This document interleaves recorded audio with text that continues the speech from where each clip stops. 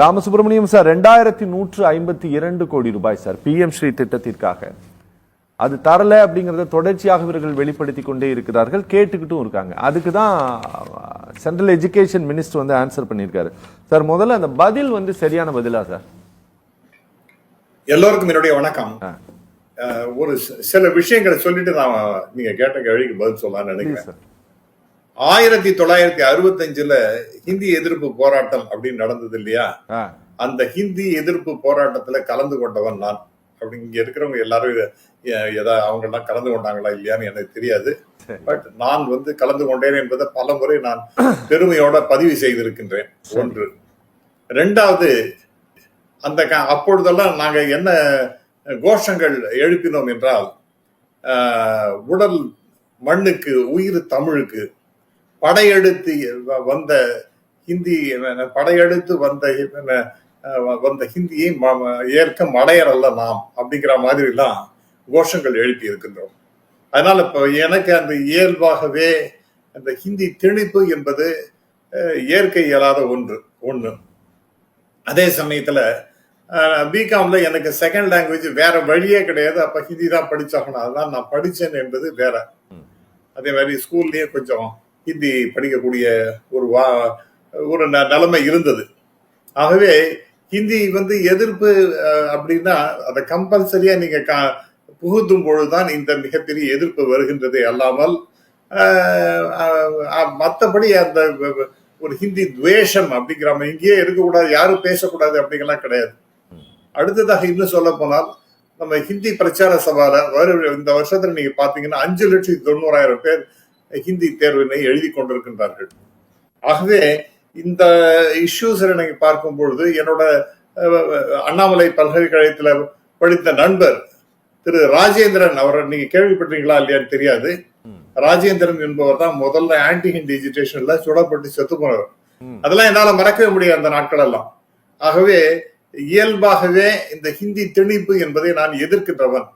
ஒரு விதத்துல கடவுளுடைய அனுகிரகத்தினால நான் பிஜேபி விட்டு வெளியில வந்துட்டேன். ஏன்னா இப்ப நான் வந்து அங்க இருந்திருந்தேன்னா இதுக்கு நான் முட்டு கொடுத்து பேசி ஆகணும்.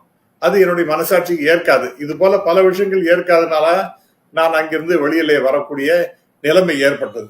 சரி, having said that, I want to say something. இந்த PM ஸ்ரீ அப்படிங்கிறது என்ன சார்?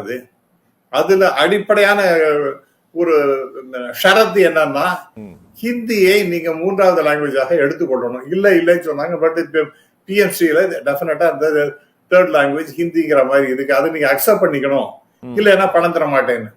அந்த இன்னைக்கு அந்த RTIல டீடைல்ஸ் வந்து கேந்திரிய வித்யாலயால இருக்கக்கூடிய பள்ளிகள்ல ஒரு ஹிந்தி தமிழ் ஆசிரியர் கூட கிடையாது. 3 லாங்குவேஜ்னு பேரு, ஆனா ஒரு தமிழ் ஆசிரியர் கூட கிடையாது. சம்ஸ்கிருதத்துக்கு இருக்காங்க, ஹிந்திக்கு இருக்காங்க. ஹிந்திக்கு 100கணக்கில் இருக்காங்க, சம்ஸ்கிருதத்துல 50 பேருக்கு மேல இருக்காங்க, தமிழுக்கு ஒரு ஆசிரியர் கூட கிடையாது. ஆகவே இந்த 3 மொழி என்பதுங்கிறது ஒரு பித்தலாட்டமான விஷயம். எனக்கு இங்க பிடிக்கல, எனக்கு வேண்டாம், கம்பல் பண்ணாதீங்க, யாராவது படிக்கிறவங்க படிச்சுட்டு போட்டோம், ஆப்ஷன் இஸ் ஆல்வேஸ் கிவன். அப்புறம் இன்னொரு பாயிண்ட் என்ன சொல்றாங்கன்னா, CBSE ஸ்கூல்ல இதை வந்து இம்போஸ் பண்றாங்க. அதாவது 3 லாங்குவேஜஸ் இருக்கு, அங்க ஹிந்தியும் படிக்கிறாங்கன்னு. நான் கேட்கிறேன், தமிழ்நாட்டுல எவ்வளவு பள்ளிக்கூடம் இருக்குன்னா 40,000 பள்ளிக்கூடத்துக்கு மேல இருக்கு. CBSE பள்ளிக்கூடங்கிறது எவ்வளவு இருக்கு? அது ஒரு 2,000, 2,500. மத்த தமிழ்நாட்டில் இருக்கக்கூடிய தனியார் பள்ளிகளாக இருக்கட்டும், அரசாங்க பள்ளிகளாக இருக்கட்டும், எல்லாத்துலயும் 10ஆம் கிளாஸ் வரைக்கும் டெஃபினட்டா நீங்க எல்லா 12th வரைக்கும் 2 லாங்குவேஜஸ் தான்.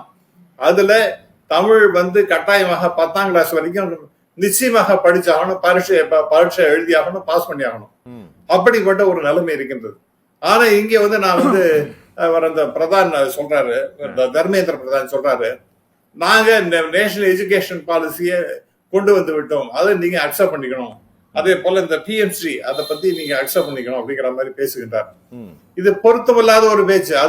அதுவும் இல்லாம அவர் என்ன சொல்றார், நான் இது வந்து கான்ஸ்டிடியூஷனுக்கு விரோதமானது, ஆகவே நாங்க கொடுக்க மாட்டோம் அப்படிங்கிறார். அதாவது மை வே ஆர் ஹைவேங்கிற ஆட்டிடியூட் டேஞ்சரஸான ஒரு சிச்சுவேஷன்.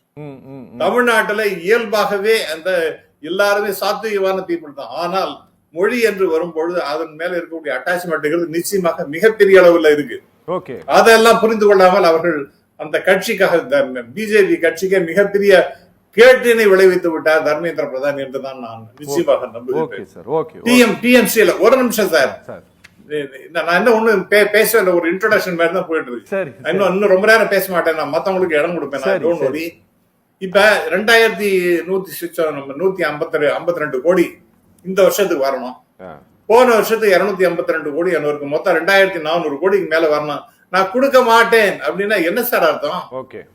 அப்ப இதெல்லாம் கேட்டா அப்ப நம்ம சிஎம் சொல்றாரு பிளாக்மெயில் பண்ணாதீங்க அப்படிங்கிற மாதிரி சொல்றாரு. Absolutely it is a blackmail. Okay.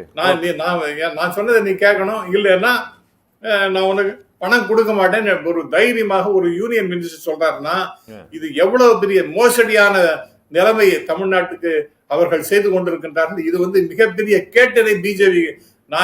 I have a liking for BJP, ஆனால் அட் த சேம் டைம் அந்த கட்சிக்கு மிகப்பெரிய கேட்டினை அவர் விளைவித்து விட்டார். இத்தகைய போக்கு என்பது டெஃபினட்டா பிஜேபிக்கு மிகப்பெரிய அளவிற்கு எதிர்ப்பினை தமிழ்நாடு முழுவதற்கும் ஏற்படுத்தும். தமிழக மக்கள் எல்லாருமே அவங்கள வந்து மிகப்பெரிய அளவிற்கு எதிர்ப்பார்கள் என்பதில் கொஞ்சம் கூட சந்தேகமே இல்லை சார். ஓகே சார், ஓகே பேசலாம்.